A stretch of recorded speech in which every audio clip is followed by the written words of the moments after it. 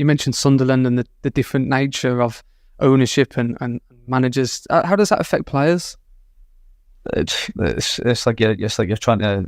It's like when a new manager comes in, it's a clean slate almost for everybody, and then everyone's trying. I mean, you see that when a new manager comes in the first day in training, it's like the tempo goes up 10 notches because everybody's trying to catch the eye of the new manager.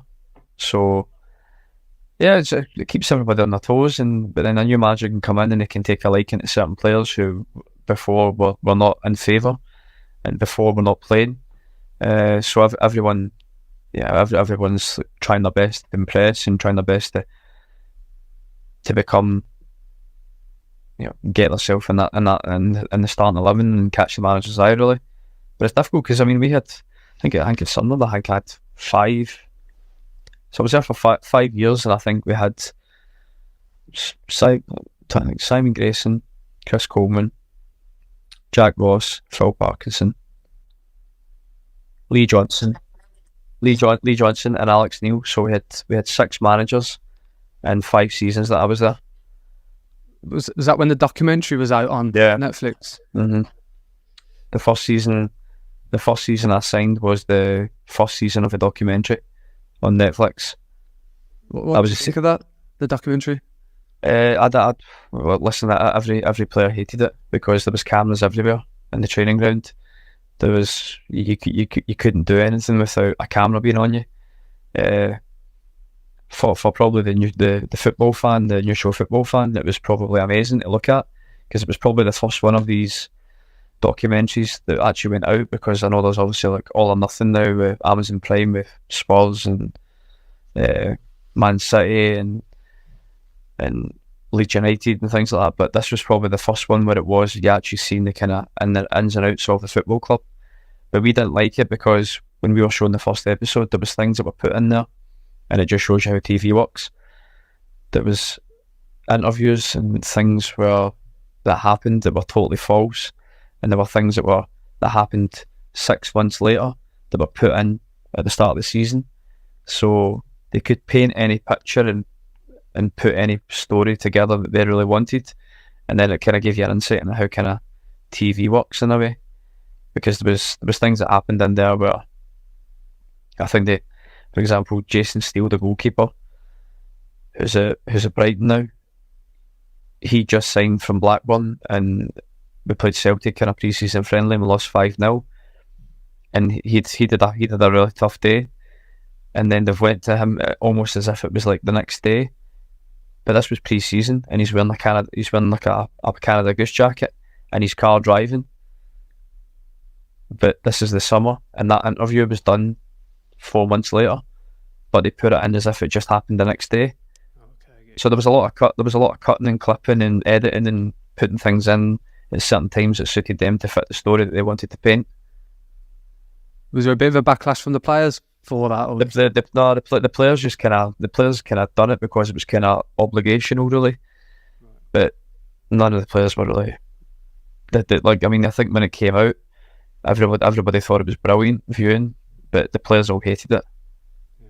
The players weren't happy with it at all. And then the next season we had the second series, and the manager Jack Ross at the time, he tried to get it binned off, right, but he couldn't. So but it wasn't as invasive as the first one.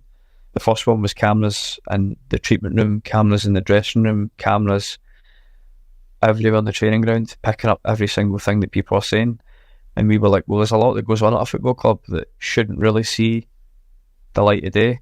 There's a lot of things that are said that shouldn't be public knowledge as well.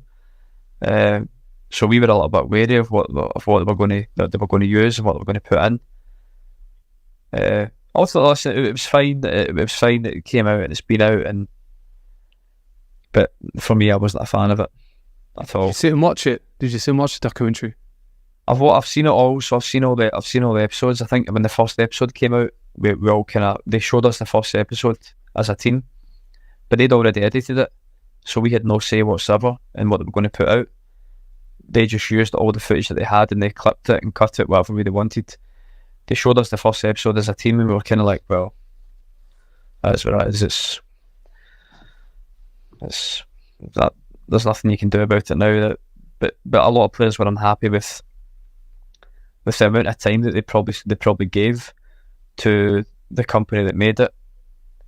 Players were getting asked for interviews every day, so players were getting asked to go and do an interview every single day, and so many of those interviews never even made the documentary. And a lot of players were actually like, I've done about 10 interviews, and they're like, I never even made the documentary.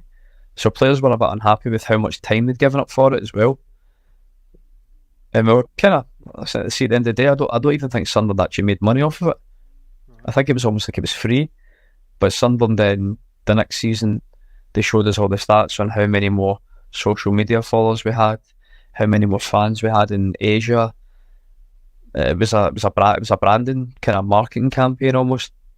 I don't think Sunderland actually made any money from it. Just a quick one to let you know that over 90% of those that watch this channel do not subscribe. So if you haven't already, please click the subscribe button down below. The bigger the channel, the bigger the guests, and more importantly, it's absolutely free. Enjoy the episode. I watched the second series, and from a fan watching it, it's a great insight. And like you said, they are fantastic insights. The Amazon documentaries in that one, with you within Sunderland. I thought towards the ownership, it was a bit of a mockery of them. You're seeing them try and do transfer deals and panicking on the deadline day. I thought similar to you, like what's the point of this? Do you know who's winning out of this? Interesting. At all, and the thing is as well, I think the company that made it were actually Sunderland fans. So I don't know. It was just it did it kind of almost like, I mean, Charlie Methven, who's now at Charlton. I think he's part of the ownership at Charlton now. He was seen as this guy who came in and almost ran the club, but I think he had like 4 or 5% of the shares of the club, so he wasn't even really one of the majority owners or shareholders. But he was coming in, having board meetings and telling people what they were doing wrong, and I don't know, just like it didn't paint a very good picture of the club, I didn't think. And I think most Sunderland fans would probably agree with that as well. I don't think a lot of the fans were happy with it either. Yeah, very. It did make a little bit of a mockery of like Stuart Donald, who was the owner at the time, and the day we signed Bill Grigg, and then you've got him saying to Jack Ross, and Jack Ross saying, don't pay any more than this for him, and then the owner then goes and says, oh, we'll pay this for him.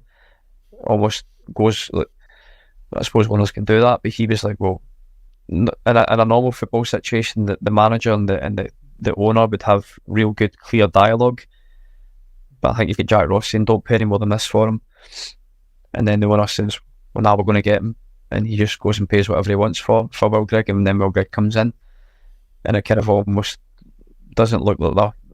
Doesn't look very, very, very good for the club in terms of how the working relationship was, I think, between different units within the club.